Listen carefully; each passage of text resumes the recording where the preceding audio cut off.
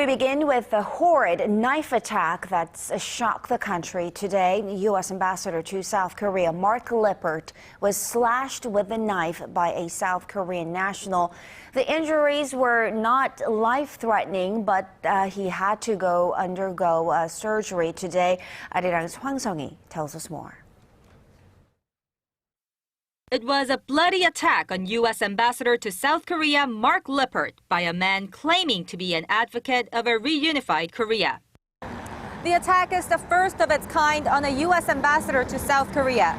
It happened as Ambassador Lippert was attending a breakfast meeting here, just across the street from the U.S. Embassy. A man now identified as 55-year-old Kim Ki-jong slashed Lippert with a 10-inch knife, leaving him with a deep cut on his right cheek and left hand.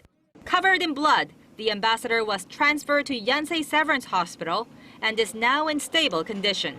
The suspect was arrested immediately, shouting his opposition to the ongoing military drills between Seoul and Washington that began on Monday.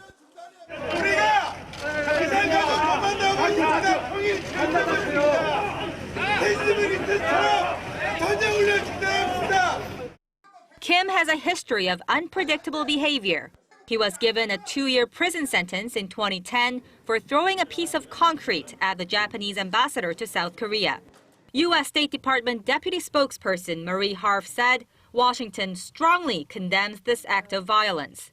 The ambassador, who is a close friend of President Barack Obama, received a phone call from the president, wishing him the very best for a speedy recovery.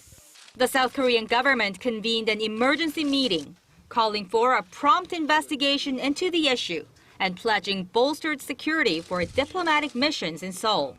The foreign ministry called the attack deeply regrettable, but said the latest turn of events will not leave a dent in their strong alliance.